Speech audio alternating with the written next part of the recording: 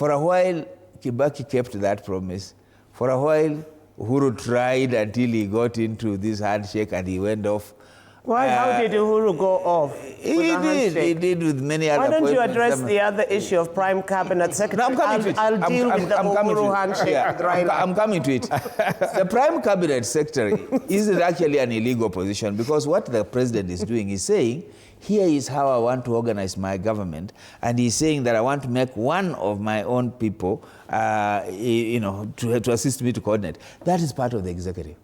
He is not going out of the executive to form an arm of anything else. I mean, he's not taking the Prime Cabinet Secretary from Parliament. Neither is he creating a Prime Minister. He's a Prime. In other words, he's saying, just like Uhuru did, that he gave he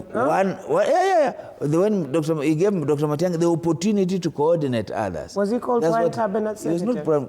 He was not called Prime Cabinet Secretary, whatever he was called. Are the parts of the Prime Cabinet Secretary different from the other cabinets? The parks? Yes. I'm not sure, but what I think is that he has a few other responsibility allowances that make him the prefect. Oh, yeah, where is it budgeted from? The executive. From the executive? Actually, this is part of the cabinet. This is part of the executive, and this is... The president has the responsibility to put up the cabinet. That is within his power. So you can restrict it the way you want. The only thing that I would say is the numbers a bit off because the parliament, the constitution says between this and that. Of course, we have too many. The advisors, there's whatnot. But I have no problem with the position of Prime Cabinet Secretary, so to speak, because what the president is saying, that I'm organizing my government and this is how I want Musalia to help me to manage this. And what is the role of the Prime Cabinet? So he's within the legal remit. Him. Yeah? So you say it's legal?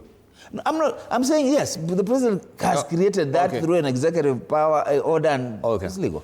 Okay. Yeah. Jennifer, you wanted to say something about, was it Uhuru Kenyatta and the BBI? Yeah, I know. Yeah. I don't know why he was dragging Uhuru Kenyatta in, because Uhuru Kenyatta's issue, the fourth president of the Republic of Kenya, was when he started the campaign and had a favored candidate. I don't recall him making the Right Honorable Raila Amolo Odinga a Prime Cabinet anything. Okay? That was his candidate. No, I was talking about Dr. Matiang'i. Okay, no, but you somehow also brought in the issue of the Azimio umbrella, but that was the government. Yeah. That's what I said. They enlarged the government once handshake came in. Yes, you can enlarge government, but you didn't have a situation. You can hive ministries, you can divide ministries, you do. He's not the only president. Kibaki has done it, Mzee Moi did it, but there was no position of Prime Cabinet Secretary. And Prime Cabinet Secretary, in a way, is making, because I would assume that all cabinet secretaries are equal, right?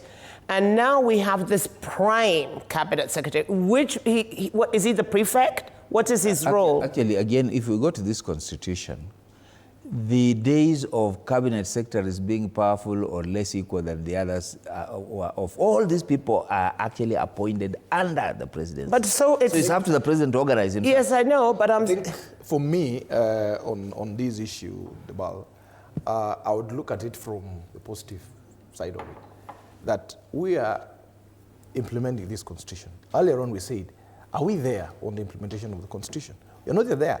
So there are some of the attempts while implementing the constitution, some of the steps that we will have wrong and we are corrected. Yeah, true. And even like Dr. Oloo has said, some of the positions or the administrative structures that are put in place are an attempt to implement the constitution, and while at ensuring there is efficient service to the public. So, and that is why we are saying, then we need to look at the opportunities that there is in this constitution, where there are missteps, where there are gaps. As we progressively implement, then we should be taking note and saying, oh, we noticed that this gap exists. Like I'll tell you a very good example. 2 weeks ago, the president, and through an action from Parliament of amending PFM Act to be able to give independence to the county assemblies, on financial independence to the county assemblies.